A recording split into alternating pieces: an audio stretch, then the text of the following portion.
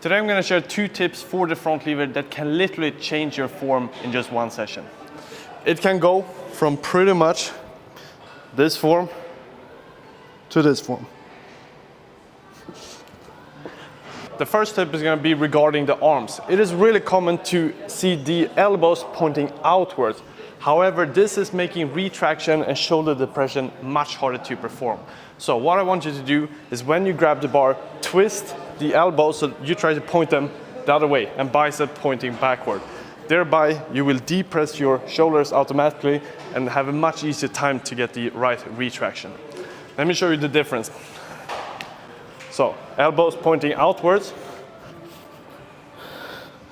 Much harder to get the retraction. However, if I try to bend the bar when I'm holding it, point the biceps backward, the retraction automatically occurs.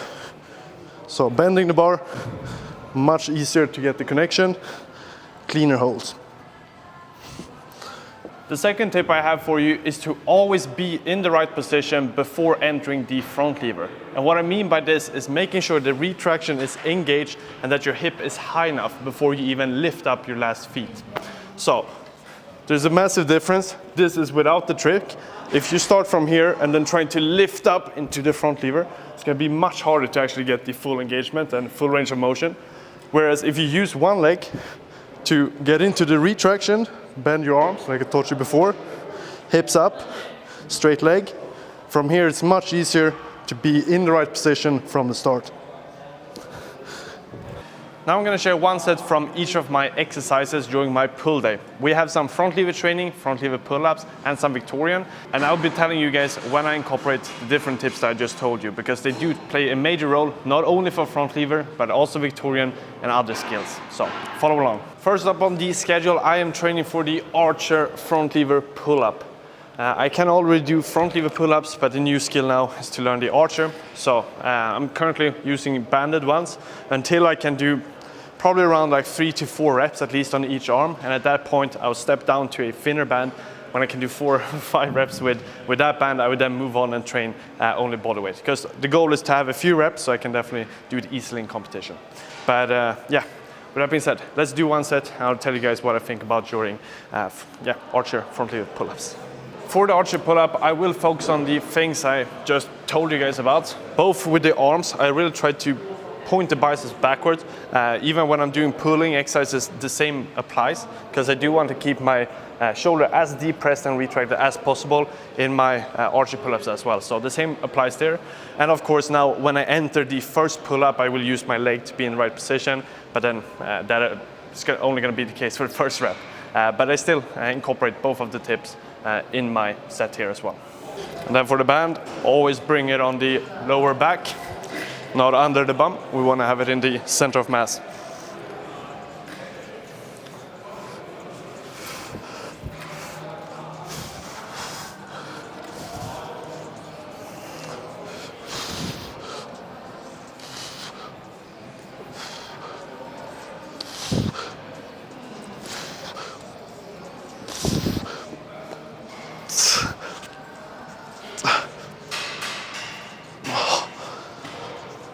Extremely heavy.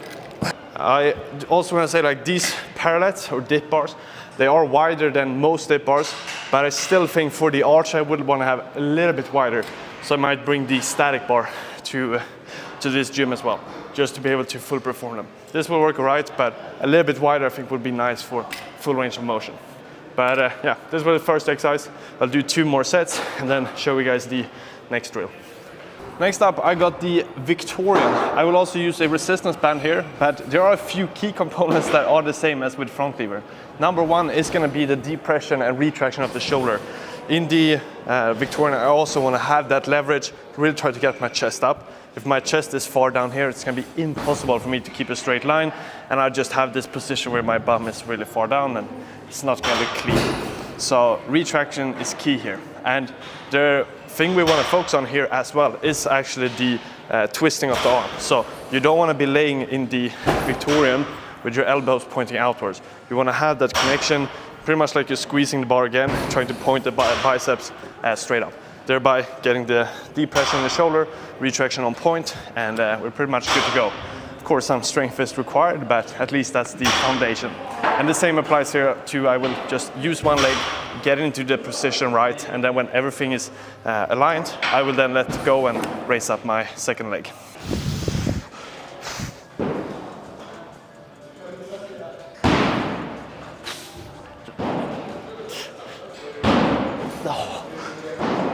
Still so freaking heavy. We're gonna do 2 more sets here. I always do 3 sets per exercise, but I will film 1 more and then see if I can get the second just a bit longer. Next up on the schedule, I have the Victorian hold. This is also a skill that on a really good day I can hold it without the band, but I am using a resistance band just to get sort of bumping up the seconds, more time and attention, getting used to the movement. And there are a few similarities with the Victorian and the front lever as well. One of them is the shoulder position. You want to have a deep pressed shoulder and retracted as well. If I can get my chest in this position, preferably, I have a much easier time to then get the alignment and getting the hips up. If I'm not deep pressed or if my shoulders are protracted more, I'm literally in a sort of lacking position with the retraction of scapula. It's going to be impossible to get the hips up, and I will be more of a sitting position and my hips is going to be under the bar. That's not what we want. So that is the key part. And the same applies with bending the bar. If we try to point the biceps, now I exaggerate the movement, but literally trying to bend the bar and point bicep upwards, this is going to be the position where our shoulder naturally is going to be deep pressed and retracted.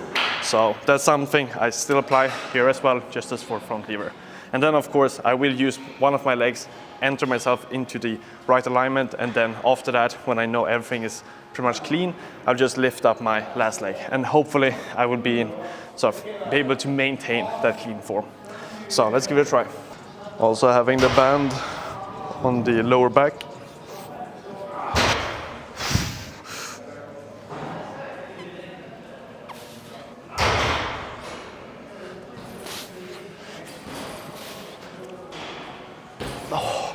Even though the fundamentals are there, it is still freaking harsh. Especially with the band on the lower back. If you have it under the glutes, way easier to hold. But I really want to push it and only getting help in sort of reducing the weight and not taking away the leverage. Yeah, that's a different story. Probably have it on my channel regarding resistance bands and placement, but you always want to have it pretty much on the lower back, depending on, or pretty much for any skill that you're training.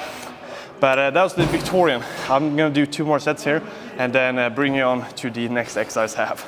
Next up, I got the front lever touch. Here I'm also using a resistance band, but pretty much the lightest one, so just a couple of kilograms, to be honest, that is helping. And the touch is pretty similar to front lever in connection, but there is a slight difference, to be honest, especially considering the retraction.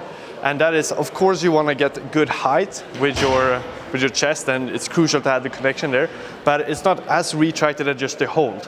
In the top, actually, you want to be a bit more close with the chest and being tight in this position. So I don't want to be open up here. This is harder because if you look at the distance and the leverage, it's further away, which makes it harder. So you want to be a bit tighter actually in the front lever touch. So still deep pressed shoulders, that is always going to be beneficial, but not as retracted, which is basically the shoulder backward as the normal front.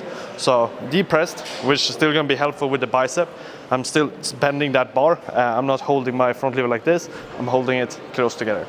And of course, I will be using one leg, get into the position, you know the drill by now, have the form right, and then just step up into the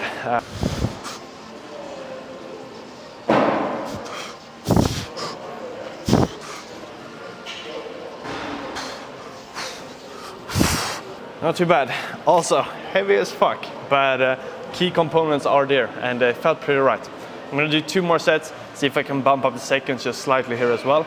And then we're gonna move on to 2 more exercises that I have for today's session. The second to last exercise is gonna be chin-ups or weighted chin-ups. I do 2 sets weighted chin-ups and then 1 set weighted pull-ups, just switching the grip.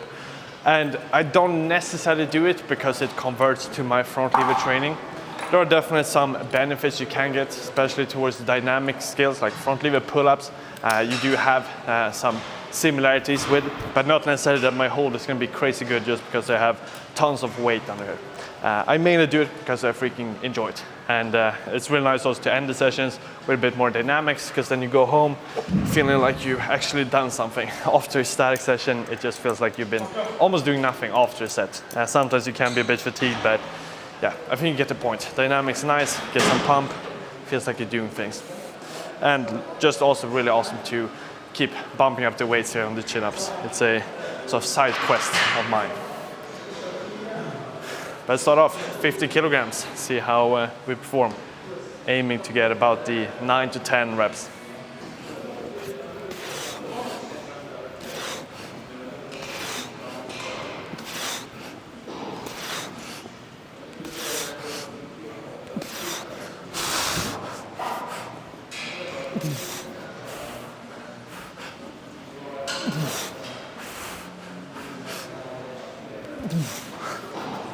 Almost full range on the last one, but 7, pretty damn fucking explosive.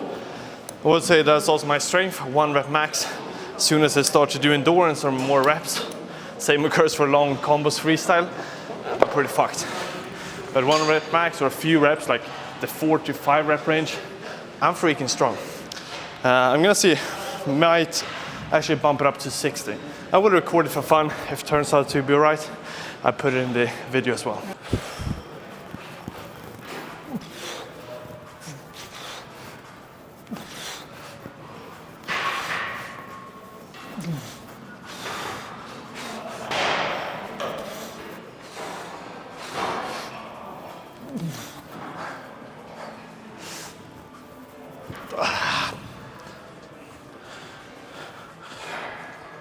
Not too bad. I think that was 8 reps, but in a miscount, and pretty decent with the rhythm as well. Last but not least, I actually got the front lever raises. This one I haven't done in a long time, but I added now just to also get more some sort of power dynamic in and not only do static holds. And to be honest, it is harder than you think. You can also control the slowness or sort of speed of the exercise, and the slower you do it, the more control you have, the harder it's going to be. So to be honest, I'm aiming for like 5 full reps, and if I do so, I'm going to be pretty satisfied. And then of course try to bump them up as I keep training it. But the same applies here. The retraction, try to have it engaged all the time, especially when I'm coming up to the top. I still want to maintain that retraction and not get it sort of into the pronated or protracted body. So yeah, that's going to be the key element, and the squeezing bar applies here as well. I think you get the common theme with the 2 tips that I gave you in the beginning of the session. It basically applies to all front lever elements.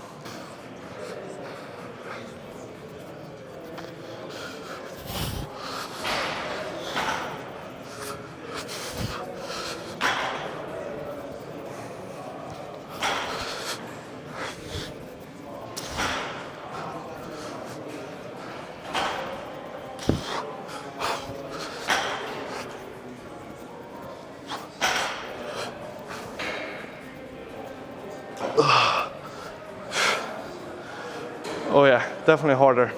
To be honest, I could do probably 1 or 2 more reps and just lack a little bit with the hip to bend it slightly, but rather just stop it here. I'm definitely not pushing it fully to the sort of full intensity or to failure, but this also means I would only take like 2 minutes rest and then do the second set. But I'm not going to record it because it's literally the same thing. Gonna aim for 7 reps for all of the 3 sets. If you stayed around for this long, I do want to reward you with an invitation to the Calisthenics Masterclass, a community where I post tons of value, both for front lever, like we showed today, but also other skills, bench, handstand, all the crazy variety, and you also have the ability to ask any question. So anything comes up in your training, just write the messages and I can guarantee that someone will be answering. And from time to time, I also go in and answer all of those questions. But it's a community, more than 3,000 people inside, so tons of help. And then of course, I will be there providing a lot of value, more specific than in today's video. So check out the link up here and I'll see you guys inside. Besides of that, I hope to see you all in the next one. And if you wanna, don't miss my future videos, make sure to subscribe. And like the video, always supports the channel. So see you all in the next one. Choo-choo!